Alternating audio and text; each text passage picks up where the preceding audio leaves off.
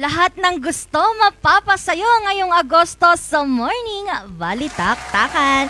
Mayat nga, ako po, August 1 na po ngayong Friday. Ang saya naman dahil nakalahati na natin ang taong 2025. At ngayong araw nga rin po ay nagsimula na po ang registration ng BSKE election. Kaya ngayong papalapit na ang barangay at SK election, mahalagang alamin ng mga hakbang sa pagpaparehistro. Kaya naman tatalakayin natin ang lahat ng yan dito sa Usap Publiko.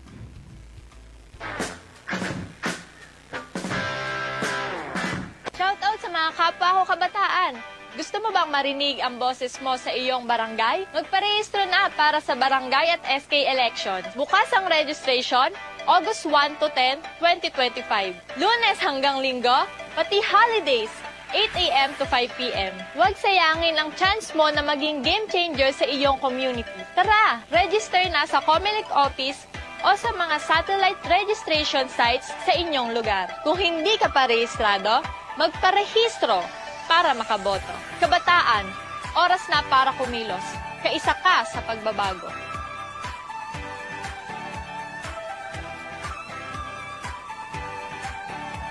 At kasama nga natin ngayong umaga si Attorney Elinita Julia Tabangit Kapuyan, ang Provincial Election Supervisor 3 ng Comelec Baguio Benguet. Good morning, Attorney. Good morning, Ms. Angel. Good morning po sa lahat ng viewers ng Regional News Group Luzon. Kamusta po ang morning natin, Attorney? O syempre, umpisa na naman po ng registration natin. So, ang oras natin ng registration for all new voters and also for SK din is 8 a.m. to 5 p.m. Everyday po yan hanggang August 10. Ayun po, at nabanggit nyo na po, nabigyan nyo na kami ng pasilip. Attorney, ano po ba itong Comelec Resolution 11150 na tatalakayan natin ngayong umaga? Ito pong Comelec Resolution 11150 provides for yung procedure natin for continuing system of registration. So, tuloy-tuloy po tayo sa ating pagpaparehistro. Kaya ito po yung period na ibinigay for the barangay and SK elections. So, ang tanong, ano po ang dadalhin nila para magpa-register? So, marami po tayong mga IDs na nandito sa Comelec Resolution na enumerate. So, among others, syempre, student ID, then you have your employee's ID, driver's license, passport, yung mga yan, PRC license. Then, meron pang senior citizens ID, yung IP nyo na ID, at barangay, may tanong, barangay clearance ba daw, police clearance, at saka sedula, those are the IDs na hindi allowed. Bakit po, Attorney? Kasi you just can get any ID na pwedeng, yan, kuha ka lang, punta ka lang doon, sabihin mo lang yung pangalan mo, makukuha mo lang agad. So, hindi nalalaman talaga kung ikaw talaga yun. Kaya yan ang hindi honored na mga IDs. Pero karamihan, for example, wala na talaga kayong maipakitang ID, then pwede kayong i-identify ng any registered person of your area or any person na relative nyo within 4th degree of consanguinity or affinity. Pero yung taong yan cannot identify relatives or persons na registered voter doon or a person who is a resident thereof more than 3 times. Pero, Attorney, pwede rin po bang gamitin yung birth certificate and SOPSA natin? O kinonsider din po namin yung birth certificate, kahit nga marriage contract, kinonsider namin. Kasi i-interviewin ka naman muna bago ka pag-fill upin ng voters registration record form. Attorney, gaano po ba kahalaga na nagbukas po ulit itong mga voters registration natin para sa nalalapit na barangay and SK election? Mahalaga po talaga itong period na ito kasi dito hindi lang pwedeng magrehistro kung bago kang voter or 15 years old na ang inabot mo na edad, pwede ka nang mag-SK registrant. Meron din yung pwede kang magpa-reactivate kung matagal ka nang hindi bumoto or twice kang failed na hindi nakaboto, or meron pa yung na-convict ka of a crime kaya na-deactivate yung record, or hindi ka na citizen of the Philippines pero biglang nag-revert ka as citizen of the Philippines, or matagal ka na OFW sa labas ng bansa tapos babalik ka ulit. So, you can reactivate. Meron din yung change of name, meron din yung correction of entry, change of name kung married ka na, pero dati kang single. O kaya gusto mong i-revert yan from single, tapos from married, babalik ka sa single. Kasi nagpa-divorce ka or nagpa-annul ka. So, pwede rin yun. And then, pwede mo ring i-update yung record mo na dati hindi ka PWD pero PWD ka na ngayon or senior ka na ngayon. So bakit kailangan yun? Because pwede kang ilagay sa yung priority polling precincts. Ibig sabihin, ilalagay ka na lang sa first floor ng yung record mo sa first floor ng building para hindi ka naakyat, hindi ka na rin bababa at hindi ka mahihirapan. Kaya hindi lamang para sa new registrant ito, kundi dating mga registered voters na gusto nyong i-exercise yung inyong right to vote or gusto nyong i-update yung inyong record na nasa amin. Attorney, nabanggit mo lang ngayon lang po na yung when it comes sa priority. Dito po sa priority lane natin, ano-ano po ba yung pasok dito? Sa priority lanes natin or accessible polling precincts dati ang tawag yung elderly, pwede rin yung IP, pwede rin yung PWD. Yan po, or heavily pregnant women sa time na yon. Pero kasi hindi naman permanent yung heavily pregnant women, so pwede siya sa oras na yon, pwede niyang i-choose na doon siya sa priority polling precinct. So, attorney, for lang po yan, for election day or kahit po ngayong nag-umpisa na po ang registration? Siyempre, within the period of registration, i-apply mo, pero mag-a-apply yan on election day. Dito, attorney, may nagpapatanong din daw, paano naman yung mga students? Meron din po ba tayong mga satellite registration? Opo, meron tayong satellite registration na pwede kayong mag-request. So, you just write the COMELEC office of your area, tapos i-state nyo kung anong schedule ang gusto nyo. Dapat gawin nyo na agad kasi very short yung period natin of registration. And then, meron sa Baguio City ngayon. Nasa Fairview Barangay sila, naka-satellite yan, and also sa SLU. So, pwede kami pumunta sa schools, pwede sa yung bang establishments, pwede rin sa government offices. Attorney, sinong pwedeng po dito, mag-apply?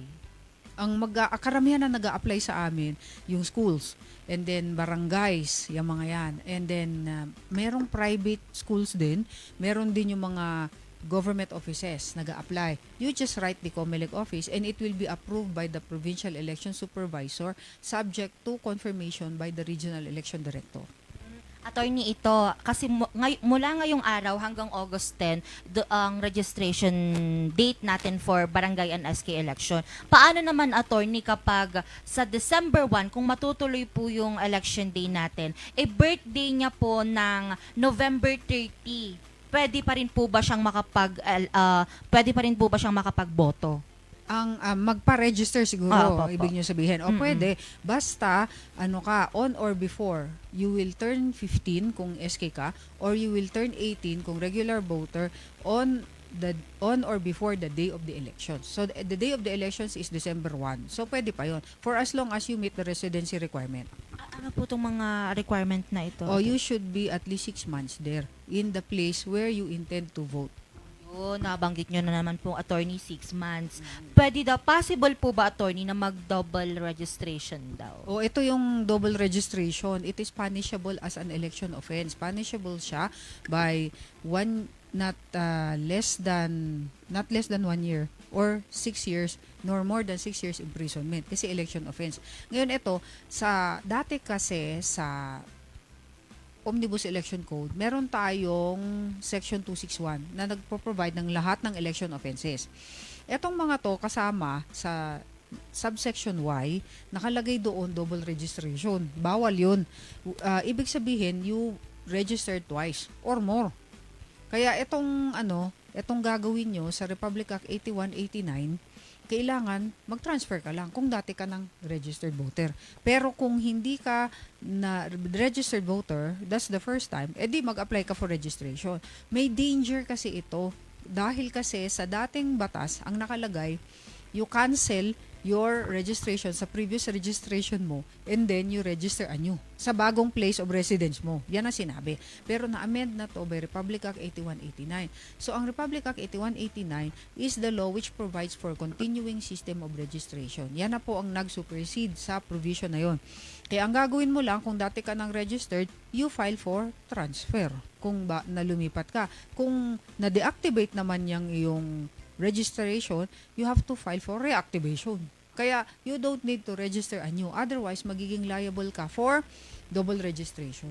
So, ibig sabihin po, attorney, parang po kapag OFW ka po, tapos nung bago ka pa po maging OFW, kunwari sa Baguio po siya naka-base, nag-OFW po siya, kinasal na po siya, tapos ang address niya na po biglang sa ibang lugar na, tapos it's been 10 years. Reactivation pa rin yun, attorney. O, i-check niya muna yung pangalan niya kung nandiyan pa sa COMELEC office kung saan siya last na bumoto.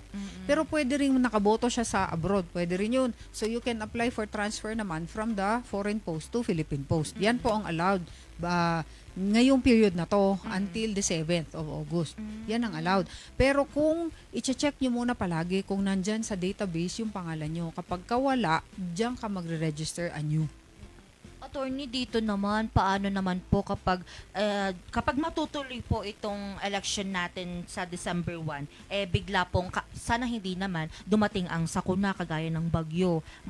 Paano po ito, attorney? Matutuloy pa rin yung election unless siya talaga, yung bang meron tayong postponement. Pero hindi kasi basta-basta magpo-postpone tayo ng election. Like, you announce yung bang signal number 3, tapos wala na tayong pasok. Mga ganyan, hindi pwede. It has to be approved and banked by the COMELEC and bank. Pero may grounds tayo. Kailangan may violence, fraud, terrorism, loss or destruction of election records or paraphernalia, or any cause analogous to the foregoing. Or force majeure. Siguro, magfo-fall na yan. Yung sakuna, yung lindol, mga ganon sa force majeure. Pero, i-approve ito ng COMELEC and bank, and it will be held not later than 30 days from the date of the cessation of the cause of the postponement ng election. Pero we don't just postpone. Kailangan may approval yan at may procedure. Speaking of approval, ngayon po may mga bali-balita na pong ang hinihintay na lang po is pirma po ng ating presidente para po ma-proceed and ma-move ulit po yung election day natin from December 1, 2025 magiging November 2026, attorney. Kung ganyan po, susundin lang ng COMELEC kung ano yung sinabi sa batas. Kung may lalabas na batas na bago, postponing the elections, susundin pa rin namin yun. Kasi yun naman po ang namin, yung bang duties. Kailangan sumunod lang po kami at mag-implement lang kami ng law. Kaya huwag kayong mag-alala kung for example, nakapag-register na yung mga papel na ginamit, yung na-print na mga balota, nangyari na po yan nung nakaraan. Yes, na nag-postpone tayo ng mga election dahil because of the passage of a law. Ang ginawa lang namin, yung dating mga forms, ginamit din namin nung susunod na barangay and SK election. So, never mind yung date na nakalagay, pero yan pa rin naman is the same accountable form na pwede nating gamitin. So, there is no wastage. So, ibig sabihin, attorney, parang mapoprolong din po yung duty po ng ating mga nakaupo ngayon na mga barangay officials at mga SK officials. Yan naman yung purpose di ba? One of the purposes kung bakit nila i-postpone is because they have to implement their short-term and long-term projects. Yan naman yung isa sa mga dahilan. Kaya siguro pinagbibigyan sila. Pero meron talagang magfa-file niyan sa Supreme Court para i-prevent yan. So, hintayin na lang natin kung anong mangyayari. Kasi yung sa Makalintal versus COMELEC, ang napa-declare nila na unconstitutional yung dating batas na 11935 Republic Act postponing barangay and SK elections. Kaya nga hinold natin nung 2023 October yung nangyari last 2 years ago.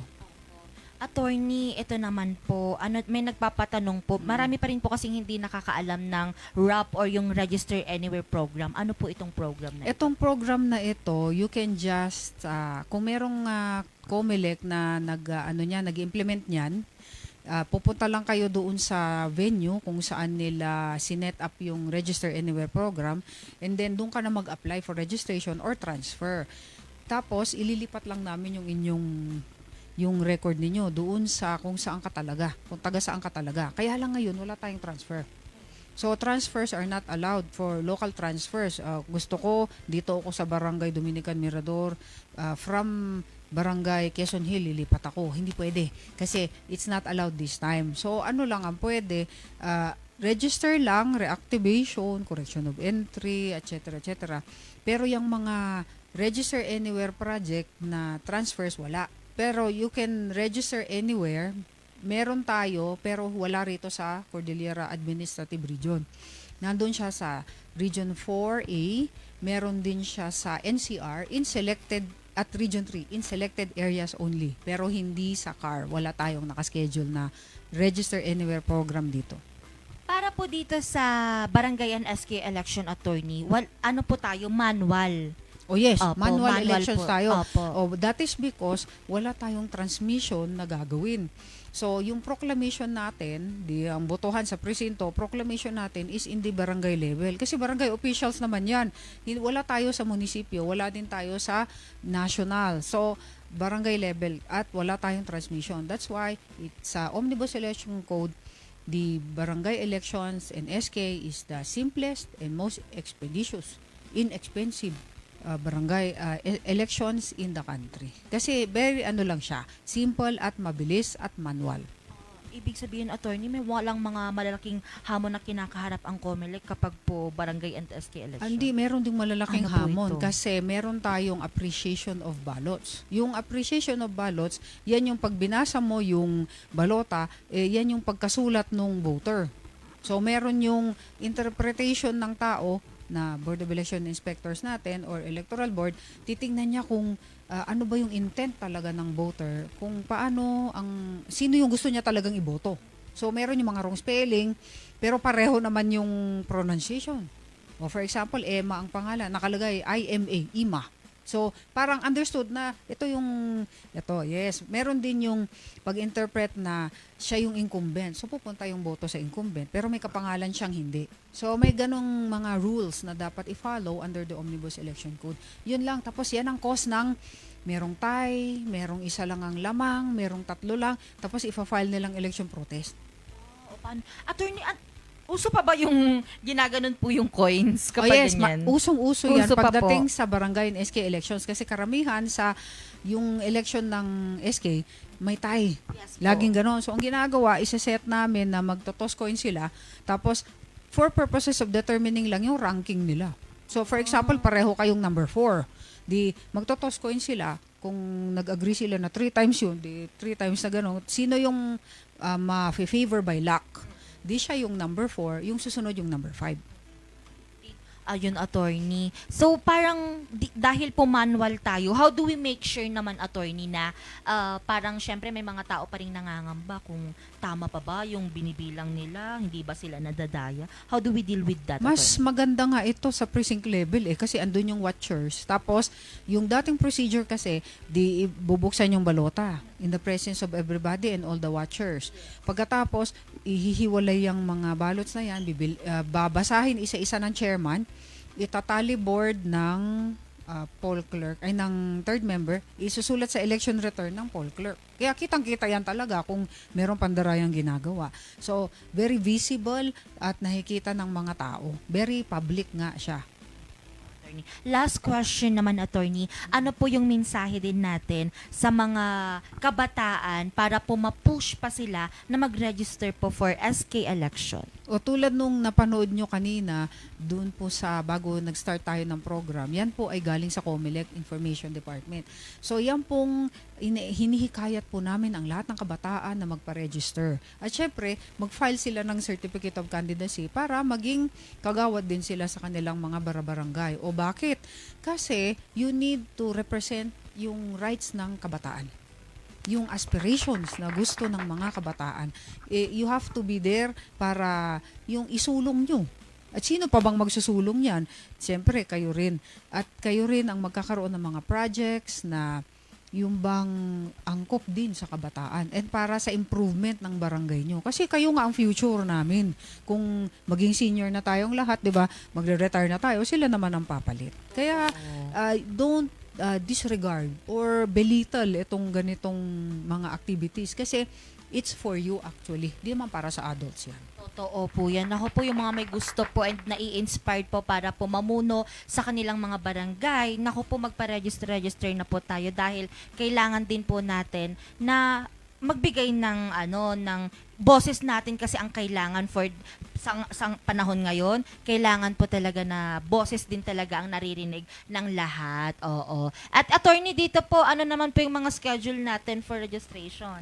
Ang schedule natin for registration, syempre, August 1 to 10. Yan lang naman talaga. Very simple lang. Pero sa Baguio City, meron silang offsite sa Fairview. Meron din, naka-flash na tayo ngayon at saka sa SLU. And then meron sa BJMP, sa Pakdal din meron. So naka-schedule na yung mga yan.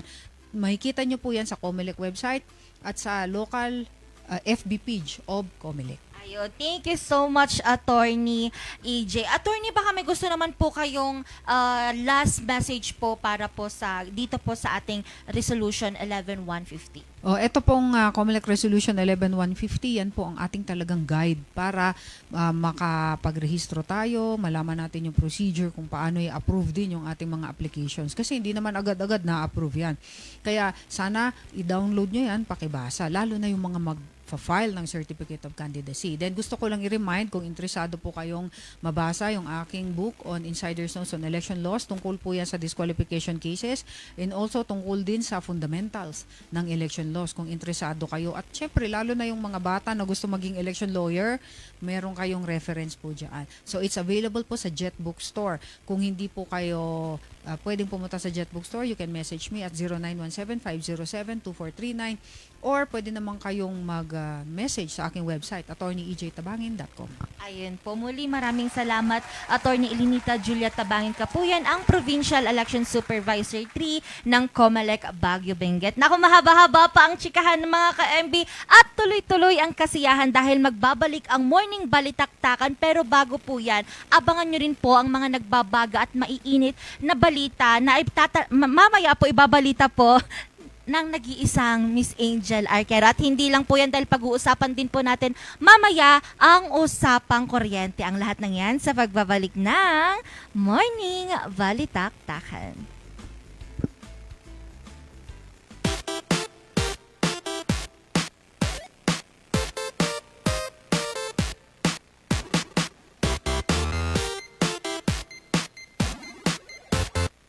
Surf to Sawa with the most affordable prepaid fiber to home, powered by Converge. Enjoy unlimited internet for just 700 pesos a month. Walang lock-in period or kontrata. Napakamura at 4 pesos daily only. Mabilis at available nationwide. Visit us today at the ground floor of Baguio Methodist Building, Marcos Highway, in front of BGH Flyover, or like and visit our Facebook page, Highland Internet Surf to Sawa. Ang bahaging ito ay hatid sa inyo ng Puerto de San Juan Beach Resort Hotel and Residences. Puerto de San Juan Beach Resort Hotel and Residences, a high-end and exclusive residential enclave and boutique luxury resort located at the heart of San Juan, La Union, the surfing capital of Northern Philippines. Bulok, maliliit at hindi ba malusog ang inyong mga halaman? Omega Green ang kasagutan. Ihalo lang ang 2 kutsara nito sa isang maliit na container at kaunting tubig. Pagkatapos ay ihalo sa knapsack sprayer at pwede na itong spray sa mga pananim. Meron itong nitrogen, phosphorus, magnesium, copper at zinc na tumutulong sa pagpapaganda at pagpapabilis ng tubo, pagpapanatili ng nutrisyon, mas malagong mga dahon at panlaban sa mga sakit ng mga halaman. Hindi rin ito nakasasama sa kapaligiran. Pwede rin ito sa kahit anong klase ng halaman, mapa-highland crops o lowland crops. Omega Green by Encam Agri-Marketing, the ultimate friend of farmers. 7 healthy habits para sa healthy Pilipinas. Galaw-galaw, baka ma-stroke. Like, bike, jog, jump, rope. I'm stoked. Kumain ng sapat, dapat balance. Kahit pinggang Pinoy, malami. There you have it. Isa sa 7 healthy habits. Sundin! Do it na yan. Suganay unahin at mamanahin ng mamamayan. Ay healthy Pilipinas. Malakas sa magandang bukas. Ang bawat Pilipino sa mundo. Sa ulan ng mapitong ito. Sa healthy habits mo na to. Move more. Eat right. Be clean. Live sustainably. Get vaccinated.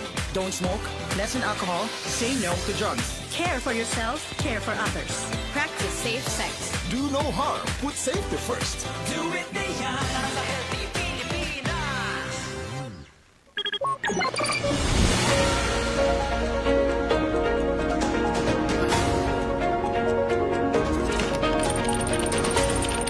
Ang iniwan nitong pinsala ang pagbulusok Sa aking kinatatayuan ng COMELEC ang bilangan Anong pananalasa ng bagyong Kemikal na ginagamit sa pagmimina.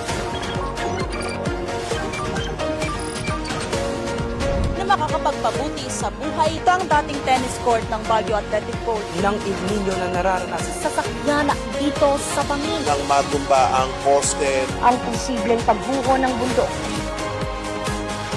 mula sa news center ng RNG Luzon. Ito ang Luzon Headlines.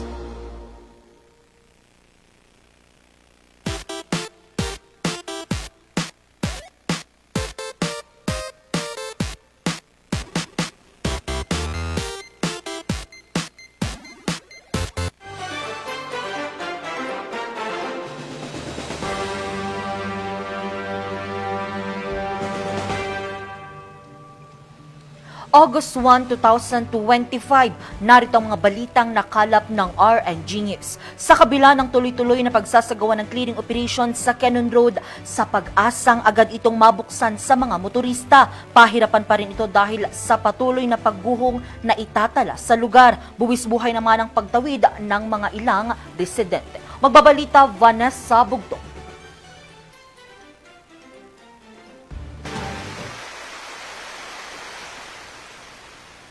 Rumaragas ang tubig, makakapal na putik, at mayat mayang pagbagsak ng mga lupa at bato. Ito ang ilang linggo ng buwis buhay na sinusuong ng mga residente ng Sitio Camp 6, Barangay Camp 4 sa Tuba, Benguet. Makatawid at makarating lamang patungo sa kanilang sakayan ng jeep. Pasado alas 10 ng umaga kanina July 31, ganito pa rin ang eksenang aming naabutan.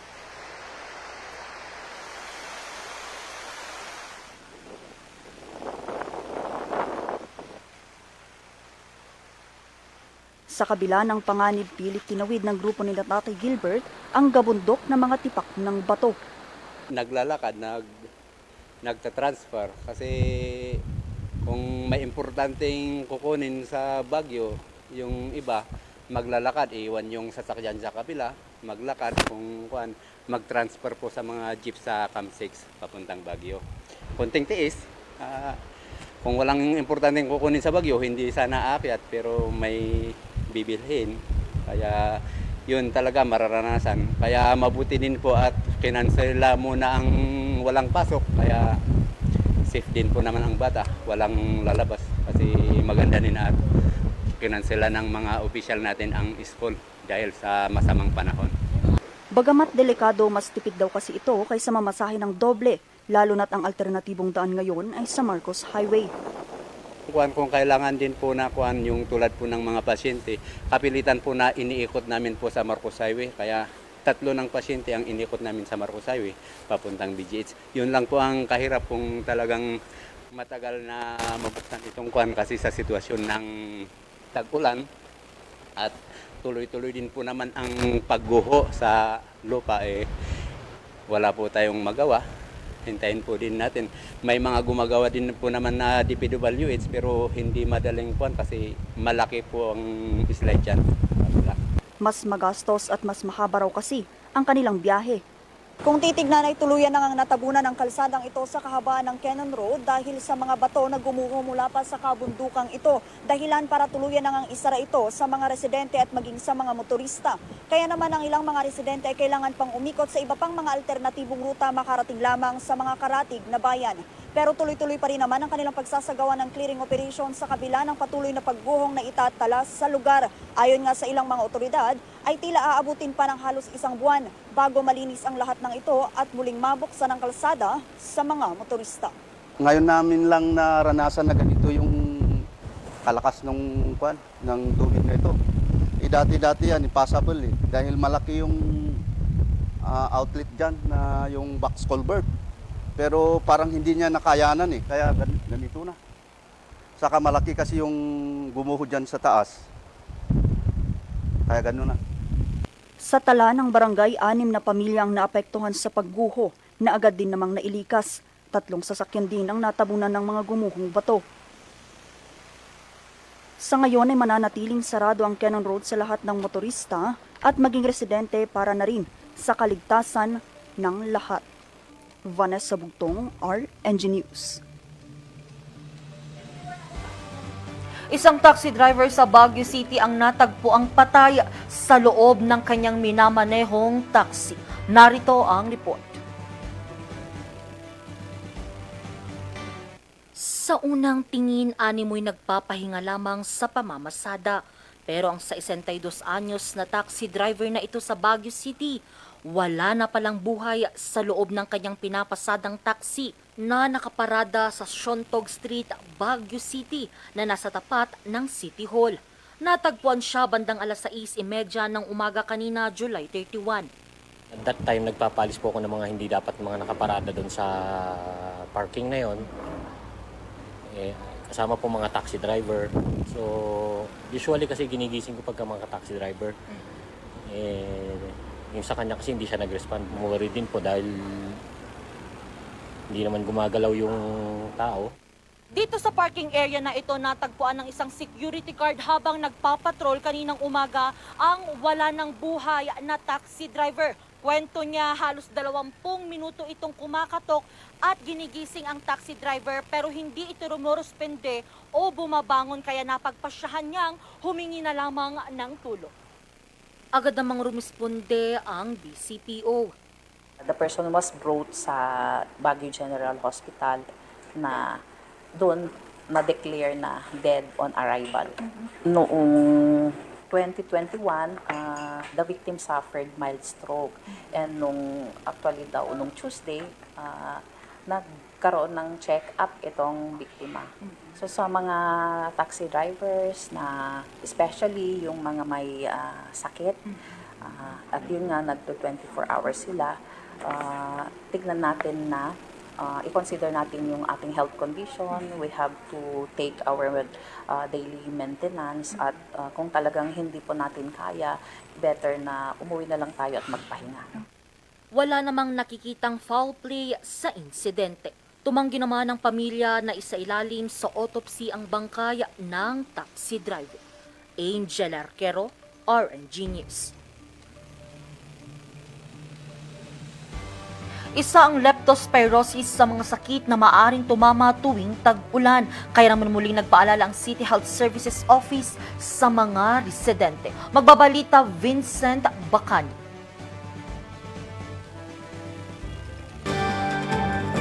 Tuwing bumubuhos ang malakas na ulan, hindi na bago para kay Nanay Estrelita ang baha sa loob ng kanilang bahay sa Lower Rock Quarry. Palagi, ikatlong beses na ito. Kaapat na. Bukod sa masira ang mga gamit, ang kanya pang ikinatatakot, matamaan ng leptospirosis. Kaya't naglalagay ng sementong harang sa pinto na maaaring makatulong para maiwasan ang pagpasok ng tubig baha sa kanilang bahay. Paliwanag ng mga eksperto, ang leptospirosis ay isang bacterial infection na karaniwang nakukuha sa kontaminadong tubig baha, kagaya lamang ng tubig na may ihi ng daga. Nakukuha naman ito ng tao kapag napunta ang tubig sa bibig, ilong, mata at sugat. Ang leptospirosis kasi, ang initial na sintomas ng mga yan is yung typical na parang trangkaso lang, lagnat, sakit ng katawan, sakit ng ulo, panghihina. Yun po yung mga posibleng sintomas ng leptospirosis. Pero kung nagtagal po, pwede pong maapektuhan po yung panloob na parte ng katawan katulad ng liver natin, yung atay. So usually ang nakikita nating simptomas kung naapektuhan na yung atay is yung paningilaw.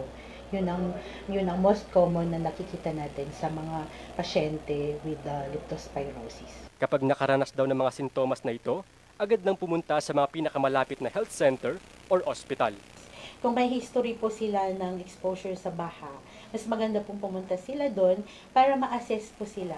So, after assessment, titignan po natin kung talagang kailangan nila ng prophylaxis. Ibig sabihin po, may binibigay po tayong gamot to immediately protect those na na-expose. Mula Enero hanggang Hulyo ngayong taon, nakapagtala ng 15 suspected cases ng leptospirosis sa Baguio City. Cases, ibig sabihin nag-fit sila sa case definition for leptospirosis. So, yung mga simptomas, nakitahan po sila kung saan sila nagpa-check up. So, for 2025, we have 15 suspect cases. Compared with the same period last year na January 1 to July 28, 2024, we have 13 cases. Patuloy naman ang panawagan ng Health Service Office sa mga residente na iwasan ang paglusong sa baha at magsuot ng protective gears kung hindi maiwasan ang exposure. Vincent Bacani, RNG News. At yan ang mga balitang nakalap ng RNG News. Abangan na mamayang alas 5:45 ang maiinit at nagbabagang mga balitang hatid ng Luzon Headlines. Muli ako si Angel Arquero para sa Morning Balitaan. Magbabalik ang Morning Balitaktakan. Magandang umaga sa ating lahat.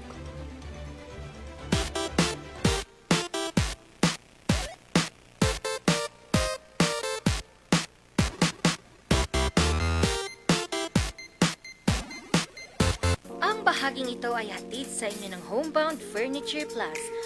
Offers home, outer, office, and customized furniture. Located at ground floor Centerpoint Plaza, Bakaking Central Marcos Highway, Baguio City. Visit now! Ang bahaging ito ay hatid sa inyo ng Pongtao Dashcam Supplier. Located at Longlong, La Trinidad, Benguet. Pongtao, para sa mga kailangan ng inyong sasakyan. Mazar Music offers a complete line of musical instruments.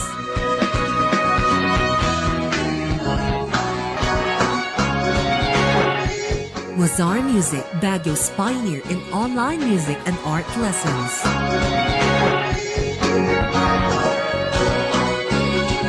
Mazar Music, bringing music closer to your hearts.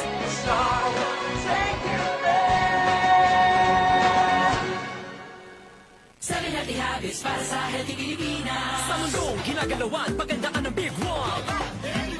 Kamay, sa sakit, sa isip sa gawa. Leave nothing but footprints. Sugan ay unahin at mamanahin ng mamamayan. Ay healthy Pilipinas, malakas sa magandang bukas. Ang bawat Pilipino sa mundo, sa ulado at pitong ito. Sa healthy habits ko na to. Para sa healthy Pilipinas. Looking for a place to stay in Baguio City? Find your calm at Hotel Supreme. A good dip at their pool.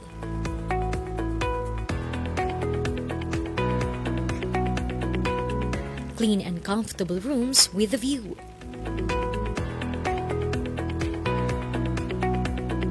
Accommodating staff.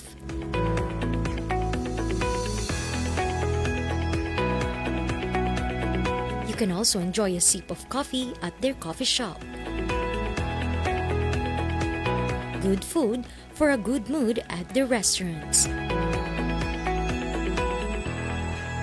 Spacious halls for events, and many more. A perfect balance of business and relaxation, all at Hotel Supreme.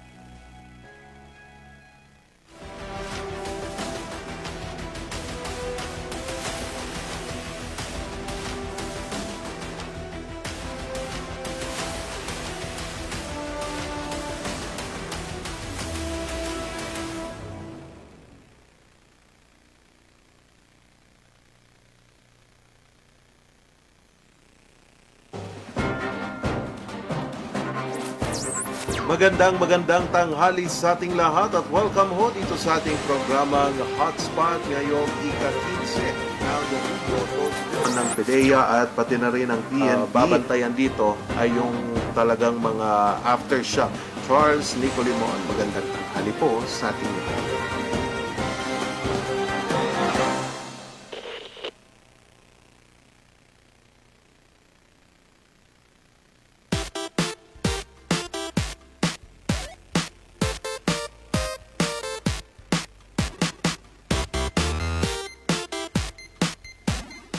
At nagbabalik ang Morning Balitaktakan. Pero ngayon, hindi na ako nag-iisa dahil kasama ko na ang nag-iisang bumbilya sa umaga, Miss Bea. Oh, tingin. Hello mga ka-MB! Happy Friday and it's 1st of August. Nako, uulang araw ng buwan ng Agosto. I'm so happy. Ang saya-saya ko kasi bagong buwan na naman. So isa na naman ito nga pagkakataon upang mabago natin ang mga bagay-bagay na hindi natin nagawa ng paraan nung nakaraang buwan. Totoo. Pero it's a new beginning. ba? Sa Yes. akin, no. I'm not. Kasi ayokong mag-grow ng old. Ayokong magdagdag ng taon. Hindi, pero kailangan mo yun eh. And it's inevitable. Oo, wow. It's inevitable that we have, and change is very constant. Wow, Oo. So, kahit naman ayaw natin na madagdagan ng edad natin, hindi talaga natin yan mapipigilan dahil Totoo. naniniwala tayo sa Anong ikot kasabihan? ng Akala ko may mundo. kasabihan Oo, ka. hindi kasabihan yun. Ah. Pero sabi nga nila, parang gulong ng palad lang yan. Gulong ng palad ang buhay. Oy. Wow. Diba? Bakit ba ayaw mo nga madagdagan ng edad mo? Kasi it means na mas marami akong responsibilities na kakaharapin. Ba? Eh, hindi ka naman magkaasawa. Paano madadagdagan? Paano mo alam, Chareng? Hindi naman, hindi. So, kailan? Ay, naku po, wala pa. Hindi. Oo. Pero kasi, wala lang. Parang feel ko lang. nakakatakot din kasi madagdagan ng edad. Yes. At saka, pag nadadagdagan kasi ang edad mo, nadadagdagan din ang edad ng mga magulang mo. Ay, yan ang Oo. isa sa Yun kasi ang ayoko. nakakatakot for me. It's a fear. Oo, Diba? para sa akin yun. And you're still young, tapos Oo. feeling mo hindi mo O, pa... di magpalitan na lang kayo ng posisyon. Diyos! Wag naman, wag naman. Diba? Yun naman pala ang bet Hindi, mo eh. hindi, wag naman. Nakakaloka. Pero kahit paano nga mangyari mga ka-MB, habang nadadagdagan ng edad natin, habang nadadagdagan ng buhay natin, dapat gagawin din natin itong paraan para madagdagan ang ating mga kaalaman. Para mabago ang mga dapat nating baguhin at isaayos ang dapat na maisaayos dahil naniniwala tayo sa kasabihan na ang mga nag-aayos ang tawag sa kanila karpintero. Sinasabi ko na nga. Nag-aayos sila ng mga Marami- bahay, ganyan. Marami talaga akong natututunan sa'yo. Yes, you're welcome. Naku po, at mula nga sa pagpapaliwanag ng proseso ngayong nalalapit na barangay at SK election at yung nasabi mo ngang, naku, gulong Ano na. yun? Gulong na. Gulong ng palad. Oo na, sige na. Sagutin naman natin ang tanong na madalas nating nababanggit tuwing tag-ulan. Ito nga yung, totoo nga bang mas kinikidlatan ang mga taong nakapula? Parang feeling ko, oo. Ang lahat ng yan alamin dito sa Pak na Fact.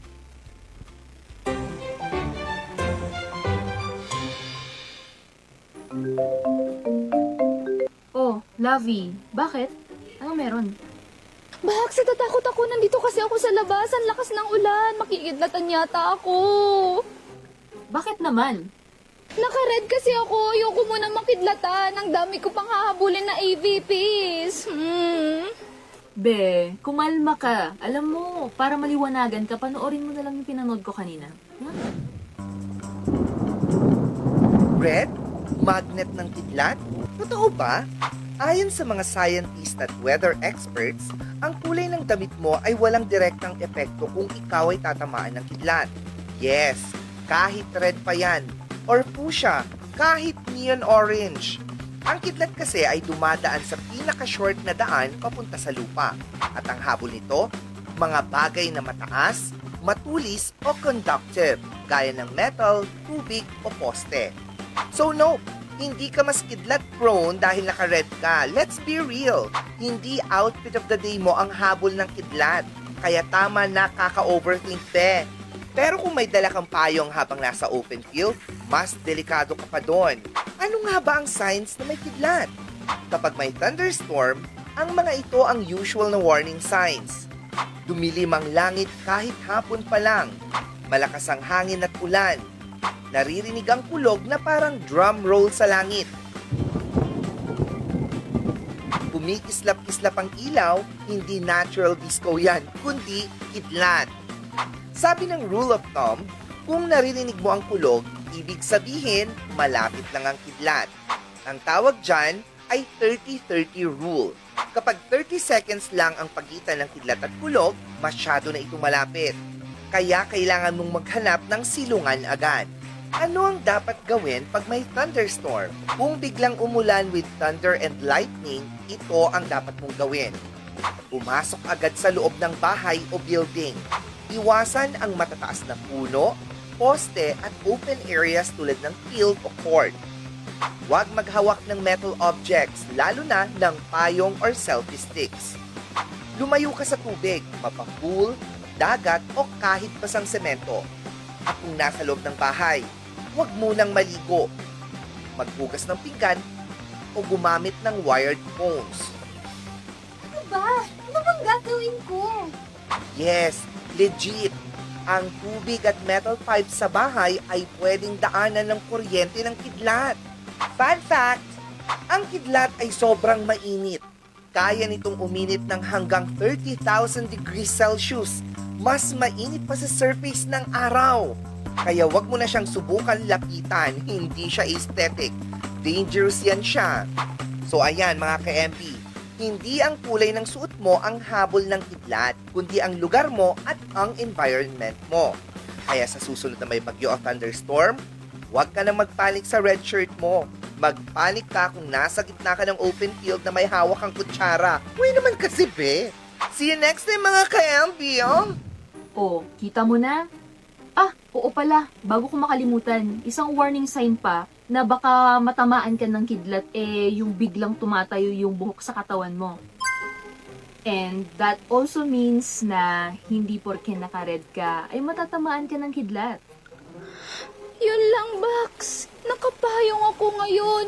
Tapos nasa open field pa ako. Tapos may katabi pa akong poste. Ay, yun lang. Diba? So, hindi pala tunay na kapag nakapula ka, ikaw ang habulin ng mga kidlat. Oo, unless kapag talagang meron kang mga pointy thingies na hawak-hawak or malapit ka nga sa mga matataas na istruktura. Katulad na lamang ng mga puste. Oo. Puno. Pwede rin ang puno. Oo, mga pune, puste. O ano pa, mga building. Oo. Basta nasa open field ka ata. At dito nga, no? Ay, sorry. Hindi. O, kaya yun, alam na natin, ha? Umiwas na tayo kung sakali. Lalo na yung last na sinabi na kapag naakyat o nataas na or natayo yung buhok mo, balahibo mo, it's a sign kasi na doon tatama yung kidlat. Oo, so better pag ganun na, umalis na kayo kaagad. Oo, unless meron talagang hindi ka lapitin ng kidlat. Lapitin ka ng mumu. Kaya nataas palagi yung balahibo ng katawan mo. Yun lang ang pinagkaiba. Oo, di ba? Takot ka ba sa kidlat? Nung bata, pero ngayon di naman. Ako takot ako sa kidlat talaga. Kulog? Kulog ako. Kidlat, same pa. Ganun pa rin naman yun eh. Oo, kasi di ba na light travels faster than sound? Wow. Oo, kaya mas natatakot ako sa faster kesa dun sa sound. Yung malakas kasi yung gumagano, no? Grabe yun sa'yo, paano? Sabi talaga niya. Oo, alam yung ginagawa ng Ang laki mo. Nako, mga ka-MV, dahil sa sunod-sunod na sama ng panahon nga na nagdudulot ng pag-ulan, kamusta kaya ang naging supply ng kuryente? Kamustahin natin yung mga lineman natin?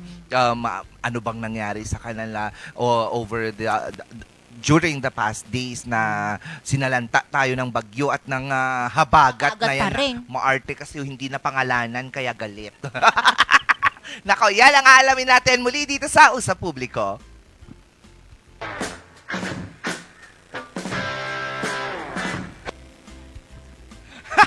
At kasama nga natin ngayon si Ma'am Laorne Ilagay, ang Community Relations Associate ng Beneco. Beneco. Hello, Ma'am! Hello, magandang umaga sa inyo, Miss Bea. Yes. At sa inyong mga tagapanood at tagapakinig. Yes naman! Maraming parang napaka-energetic na. Parang hindi ka napagod, ha? Over the ng mga nagdaang bagyo. Ng mga nagdaang araw. Kamusta naman po kayo at saka yung mga lineman natin?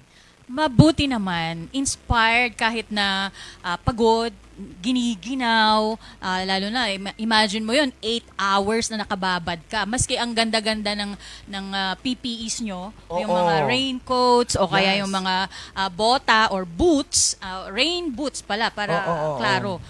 Ay kung nakababad ka naman at malakas yung hangin, malakas yung ulan, yung mga lineman natin nagmo-move, they are climbing poles. So pumapasok pa rin. So hindi maiiwasan yun. Malaking bagay yung mga pag nakikita nila yung mga lineman natin, may mga nagdo-donate, nagpapakape, nagpapa-lunch. Uy, ang galing naman nun. Meron pa yung mga kaya nai-inspire sila to go on maski pagod na sila ay magpailaw tayo tayo. Kawawa naman yung ating mga member consumer owners. Yes, exactly.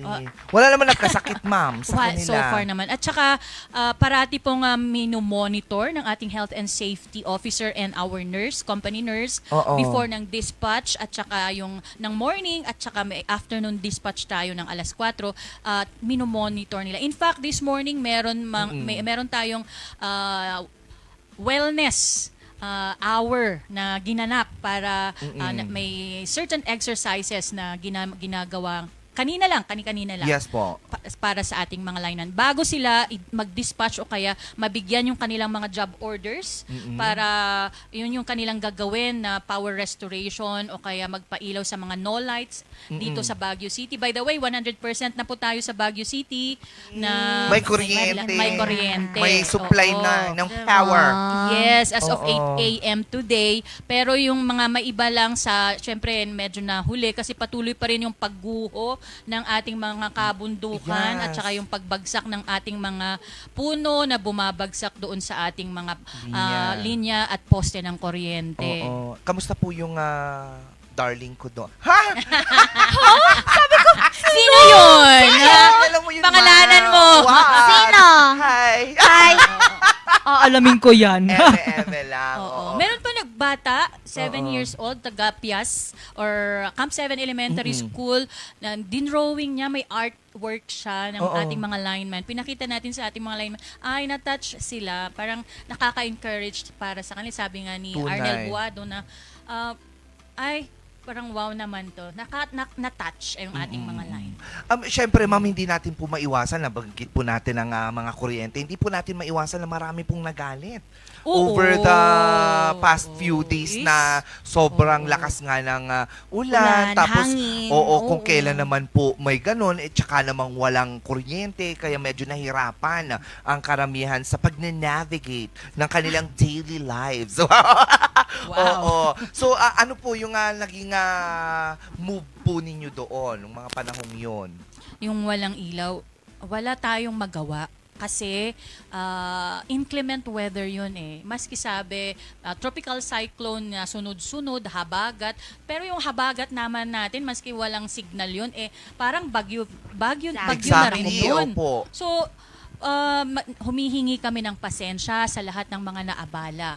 Pero sana lawakan pa natin ang inyong mga pag-intindi na ito ay since nasa above ground yung ating lines, hindi naman po tayo katulad sa mga first world countries na kayang-kaya nilang ibaon sa lupa yung kanilang mga linya ng kuryente. Ay kung may mga pangyayaring mga ganito, mga bagyo o parang yung mga tropical cyclones na mga habagat, delubyo in Ilocano, Didigra. Ayan ay hindi po natin makontrol. We can only restore as kung may damage, we do that. Pero may point po kasi na sobrang dangerous na para sa ating mga linemen, pinatigil. Paano, wala naman sigurong mawawala masyado kung ang oras na walang ilaw kaysa naman buhay ng maski isa sa ating mga lineman ang mawala. So talagang kinonsider din talaga yes. yung kapakanan of course ng mga naging frontliners natin during the Didigra. Diba? Hindi naman siguro malaking kawalan yung ilang oras. Although alam ko meron yung 4 na araw, 5 araw na wala silang mga ilaw. And talagang we feel you pero pasensya na po. Hindi si Beneco ang number 1 na ayaw ang ganito na walang ilaw. Pero ma'am, ako rin po kasi, hindi ko rin po alam, and feeling ko pati yung iba, hindi rin po nila alam, paano po ba yung preparation po ng Beneco pag alam po nating may bagyo na. Yes. Opo, may paparating na pong bagyo. As early as 2018, meron na po tayong in place na emergency response program. Inaral na po natin ng ating mga engineers yung mga strengths and weaknesses ng ating mga ng ating infrastructure. Pero syempre, may hangganan yon. Pero yun yung ERP na yun, meron na po tayong fina-follow na kasi our engineers sa ating SCADA room or SCADA office ay nakikita nila, they monitor, talagang minomonitor nila yung ating weather forecast. So pag nakita nila, and yung pati na rin po sa CDRRMC natin, we closely monitor with them kung ano yung mga updates po nila regarding the weather. So, pag meron na pong nagsabi paparating na mga LPAs, bagyo, maski wala pang signal, malayo pa dito sa atin, ay meron na po tayong sinasabi na blue alert. Pag blue alert, yun po yung ibig sabihin naka-standby na yung ating mga crew, yung ating mga equipment, tinicheck na, yung ating mga materyales na kakailanganin. Kasi syempre ilang taon naman, ang dekada na yan na ginagawa natin every year. So, alam na natin yan. And meron certain level yung ating warehouse na sinasabi, oy, malapit na mawala ito. So, parati po pag ganyan, meron po tayong sinisigurado na lahat andon in place. Para pag yung sinabi, andito na, yung parating na yung typhoon signal number 2 na ganyan, o kaya cyclone si ganito, Emong, ay kasabayan na rin po natin na mag-red alert. Ibig sabihin, lahat na ng ating mga linemen, buong Beneco red alert na yan. At hindi na po, wala na po yung on-call. Kasi pag blue alert, pwede pa yung on-call. Ngayon, lahat andon. Pero syempre, may shifting pa rin po para hindi naman po mapagod masyado habang nagre-restore yung ating mga linemen. May shifting yan para po yung judgment kasi nila kung sobrang pagod ang isang tao ay hindi na maganda. So yung judgment nila at dangerous na rin para sa kanila. Yes. So yun ang minomonitor ng ating mga supervisors. Ng ating mga linemen. So talagang hindi lang talaga maiwasan kasi syempre kahit na naka-red alert or kahit na alam nating handa ang Beneco at ang mga frontliners natin dyan, hindi pa rin naman maiwasan ang pagguho ng mga lupa. Hindi naman natin maiwasan yung pagbagsak ng mga puno, 'di ba? Yung pagbagsak ng mga poste, yun yung mga hindi natin maiwasan. So kahit na prepared ka, pag meron yung mga ganon, alangan naman nga may saon da kay kayo nga itali-talita no handa nga matinag, di ba? O saluhin na lang para lang mawalan, Diba? hindi kayo mawalan ng kuryente. Pero Grabe naman. they are doing their best. Hindi rin and naman they natin did their ma-foresee kung saan tatama yung landslide. landslide. Yes. O kaya saang daan yung mahuhulog. Totoo din. Karamihan kasi ng ating mga linya din ay along the road. So, Opo. yung mga poste natin nandun. Oo. Pag bumagsak yung daan, dali lahat ng mga nandoon. At mahirap na yun ulit itayo. Nako. Ma'am, may tanong ako. Dito kwan kasi po. So, since nawalan nga po ng kuryente, may mga nagtatanong din naman po, may pagbababa ng bayad? Pasensya na. Kung ano lang, huwag kayong mag-alala. Pag yung walang dumadaloy na kuryente doon sa inyong mga metro, ibig sabihin, hindi rin naman yan gumagana. Ikot, oo. So kung ano lang yung nagamit po ninyo doon na nagre-rehistro doon sa metro, yun lang yung babayaran po ninyo. Kasi may mga akala pag may power interruption, tuloy-tuloy pa rin yung pag-ikot ng metro. Hindi po. So kung ibig ano lang ang nagamit. So ibig sabihin kunwari doon sa buwan na gumagamit kang kuryente, 4 na araw kang walang kuryente, o di 4 na araw din na hindi gumana, hindi gumana. So bawas. Bawas sa'yo, hindi dahil magbabawas sila. Tama. Pero actually meron po tayong mga for the past couple of months, bumaba rin naman po yung ating singil ng kuryente, yung presyo ng kuryente dahil sa pagbaba ng generation systems charge. Hindi dahil sa bagyo. Pero typically, ma'am ba, ilang oras po bago po nare-restore yung power, kagaya na lang po ng mga nangyayari dito? Example na lang natin, ito matindi. Yung isang triple circuit na ang hawak na poste ang natumba doon sa may DMCI, sa may Pakdal. 10 to 12 hours yun. Ganon katindi. Kasi, kasi syempre kung yung poste na natumba, kailangang tanggalin nila yung mga nakakabit na protective devices, fuses, lahat. And then papalitin nila yung tatanggalin nila yung nasira, di ba? And then ipapalitan nila. And then at the same time, ilalagay din ulit nila the same na mga tinanggal. Yung mga pwede pa hindi sira. And then sa kanila ipapatayo. Hindi lang nag-i-stop doon. Kailangan din po na ipapatrol din nila yung areas na coverage area na sinusuplayan nung poste na tinayo. So kung yung triple circuit na yun, 3 circuits, ibig sabihin 3 feeders yun. So imagine mo yung kailangan nilang pole to pole na i-line patrol para tingnan nila kung meron pang nakasampa na mga puno. Kasi pwedeng mangyari sa isang barangay yun, di ba? Nangyari yung natumba. Baka meron pa, lalo na yung na ngayon na may bagyo, no?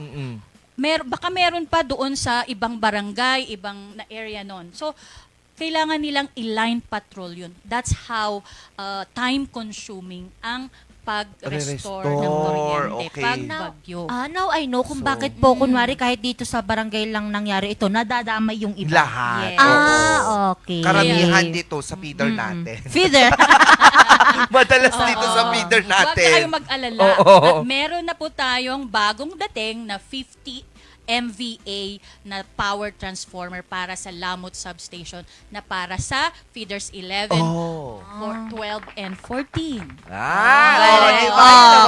nyo. At saka isa pa, habang ginagawa yan ng mga frontliners natin, very active naman po ang Facebook page ng Beneco regarding sa pag-update ng mga nawawalan ng kuryente, yung pag-restore nila, mga ganon. So, very active sila dun sa part din na yon. Ma'am, so since nakikita na nga po, syempre meron tayong natutunan dito sa nangyaring bagyo. Yes. Ano po yung future plans po natin just in case na sana wag naman ulit na meron na naman ganito? Opo. Future plans, tuloy-tuloy yan. Actually, yun yung akala ng iba na the Beneco management and the engineers are just sitting on their asses, di ba? Hindi. Kasi meron po tayong short-term and long-term na Memory. Ay, mali. Iba yun. Mali pala yun. Akala ko si Tori. May plans. Development plans para sa ating technical department na sila yung tumitingin, nagpaplano kung ano yung mga kailangan gawin or improvements para sa ating distribution system. Isa na yun, yung pag-upgrade, pag-uprate ng ating mga power transformers, yung pagpalit from bare wires to coated wires or 3 wires para pag may sumasage, hindi ka agad halimbawa, yung bare wires, pag sumage, kaagad may power interruption o kaya nag-flicker na. Pag yung napalitan na ng mga coated wires, yun ay at least improvement. Yun, lalo na dun sa mga areas na maraming trees or vegetation ang tawag nila doon. So yun yung unti-unti. Kaso nga lang, it takes a lot of money para po gawing lahat yan. At hindi pwedeng sabay-sabay. Kasi alam naman po natin, doon po sa binabayaran po natin na bill, ang allowed lang si Beneco ay about 10% lamang. I see. Ganun lang. Halimbawa, 1,500. Magkano lang? Siguro mga more than 100 lang yung maiiwan kay Beneco para sa kanyang operations. Ang tawag natin doon ay distribution metering, and yun yung kanilang DSM, distribution supply and metering charges. Hindi buong binabayad po ninyo ay maiiwan kay Beneco. Ang konti-konti lamang. Kaya naman pala. Pero at least, di ba, meron tayong long-term and short-term memory loss. Development plan. Kaya dapat mag-attend kayo sa mga annual general membership assembly natin. Kasi doon sa AGMA natin, pre-present lahat yan at inaaprobahan. Na-approve yun. Okay. At least meron tayong mga ganun. Ma'am, sige, mapunta nga ako dyan minsan. Huwag mga pumunta doon para malaman nyo. Bigay ko sa'yo yung buong libro. Ayan. May balita ka na. Bigyan kita ng buong libro. Diba? Ma'am, ano po ang mensahe natin ngayon sa mga consumer po natin dito sa siyudad ng Baguio? Ayun. At sa lahat ng ibang lugar. Maraming salamat doon po sa ating mga member consumer owners na parati pong sumusuporta kay Beneco at yung nag-iintindi doon sa mga pangyayari ng panahon ng delubyo na ito. Delubyo talaga. Yun po yung at patuloy pa rin, hindi pa rin nawawala yung ating habagat. Sana po wala nang darating na ganito rin. At 7.3 million na po ang damages natin. Kay Emong lang at habagat yon. Dito po? Oo. Si Krising, 1.7 million lang. Ito, 7. Baka running pa yan, parating yung mga reports natin. Opo, ang laki. opo, oo. So, yun po ay... yun yung ating hinaharap po ngayon, lalo na yung ating mga lineman. Maraming salamat po sa inyong mga suporta. Para po doon sa mga may mga suggestions, very welcome po yung inyong mga suggestions. And kung may gusto po kayong i-discuss sa amin, very open po ang ating opisina. Punta lamang po kayo sa South Drive para po na i-discuss po natin. Baka meron din po kayong mga hindi pa alam at nagagawa na rin ni Beneco. Yes. Tama. Tsaka sa Facebook po natin ulit. Yes po. Imbitahan po natin sila. Yes, na pag follow pa rin. pag yung mga ganito po, may mga updates po tayo regarding yung mga marami rin nagtatanong, open ba ang inyong mga collection centers para makabayad kami? Paano ba pag due date ko pero nataon doon sa na landslide kami? Yun yung mga questions na tinatanong nila. Pag may mga ganun, naiintindihan naman po ni Beneco. Meron pong at that time na yung kasagsagan ni Emong, meron tayong announcement na naka-close din po, hindi pinapasok yung ating mga collection centers, tellers sa collection centers, nag-close yung mga ating mga meter readers, hindi muna pinapasok. At okay lang po, wala po kayong walang surcharges doon sa time na yon. Pero yung the time na or the day na nag-open na po tayo sa collection centers, dapat po doon na kayong magbayad. At meron din po tayong mga GCash para maski hindi ko yung magpunta doon, may GCash, Yes, online Paymaya, payment, o oo. online sa bangko. Meron din po doon sa Beneco mo, ito app natin sa Dragon Pay. Pero may konting babayaran lang tayo na convenience fee. Meron ako doon yun din yung ginagamit ko, Diba? online payment. Kasi layo natin sa town. Oo. Tsaka kapag ganito nga tag-ulan, yun na lang din. For bakit your ka pa safety. mababasa, Oo, bakit diba? ka pa magpapabasa? Ayokong mabasa. Tama. Ganon. Really. Pero I really hope na marami Real. sa ating mga ka-MB ngayon na nanonood na naintindihan na. Pero normal lang naman talagang magreklamo kapag walang kuryente. Yes. Para We feel you. Yes. Yes. Mag-post ng kung ano-ano. Pero intindihin din natin at palawakin pa natin yung ating pag-iintindi na hindi 2 minutes lang ang pag-aayos po. At saka ng mga baka may tumba. nag-iisip, baka naman sabi nila, siguro naman baka Beneco lang yung mga empleyado lang may kuryente. Hindi po. Wala rin po. Pati din po sila, nakaka-experience nila blackout. Oo. May generator lang siguro. Pero oo. Diba? No, muli maraming salamat po Ma'am Laarni sa palagi ang pagpunta dito sa aming pag-imbita at syempre sa mga sa mga lineman po natin Frontliners during Sakunas. na tumulong para ma-restore ang mga kuryente sa ating mga tahanan, especially sa iyo po. Ano ba? Hahanapin ko talaga. Ipangalan mo na. Ayoko, Sino? ma'am. Letter? Ma'am, huwag kang ganyan. Pag-uusapan Iyak natin yun ako. naman. I have Oo. something on you. I know! Ang arte! Anyway, once again mga kaibigan po, ang ating pag-uumpisa ng buwan ng Agosto. Oh, di ba? Ano nang susunod sa Agosto? Septyembre. Hindi, Agostry. Oh, tapos susunod sa Agostry? Agost 4. Oh, pero bukas pa yung Agost 2. Kasi ngayon, Agost 1. Tama, ma'am. Ako sa'yo. Alalaki Rinig ko sa'yo. Agos. Agos, tata. Naku, maraming salamat muli sa Pongtao Dashcam Supplier located at Longlong La Trinidad, Benguet. Pongtao para sa mga kailangan ng inyong mga sasakyan. Ganyan din ang Homebound Furniture, Baguio-based furniture showroom that offers home, outdoor, office, and customized furniture. Field Jobs accredited with free ocular inspection, free assembly, and with a minimal delivery charge because Homebound Furniture Plus is on a mission to make Baguio City even more beautiful, and they are located at Pure Gold Building, Marcos Highway, Baguio City. We'd also like to thank Puerto de San Juan, your premier beach resort and hotel destination, and San Juan, La Union. Experience. And San Juan, La Union. Experience Puerto de San Juan. Ayan. Kasama rin po ang Surf to Sawa with the most affordable prepaid fiber to home, powered by Converge. Ayun naman. Naku, maraming salamat sa lahat po ng mga sumama sa ating ngayong linggong ito. Diba? Dahil naniniwala tayo sa kasabihan na kapag dumiretso ka, hindi yan baliko. Tama, ma. Tama, ma'am? Naubo siya sa'yo. Tama, Naubo. diba? At kapag ikaw ay lumiko, curve Curve yan. yan. Oh, go. Ikaw naman. Wala. May kasabihan ka? Wala, U-turn lang. Wala. bakit? U-turn lang, pero wala akong kasama. Don't U-turn dun sa mga lugar na wala pang Walang U. U-turn. Totoo. Kung may pa-L, Kung mag- walang U, walang Huwag kang I. You and I. Just. Hindi kinakaya ni Miss Angel. Anyway, Kaya. nakasama niyo nag-iisang bumbilya sa umaga, Miss Bea. Nakasama niya rin ngayong Friday ang nag-iisang. Ano? Friday. Ah. Kasi may sahod na nga. Friday pa. Wah! Ang nag-iisang chubby cutie or chubby girl ng RNG, Miss Angel Arcaro. Ma'am, saan po ang kain natin mamaya niyan? Tara na. Kasi Friday. Oo. Ikaw, pili ka. Diretso tayo. Let's go. Let's go. Agad-agad. Mga ka-MB, magkita-kita ulit tayo sa susunod na linggo. Dito pa rin sa masaya, makulit at very informative na Morning Balitaktakan. Mayat niya.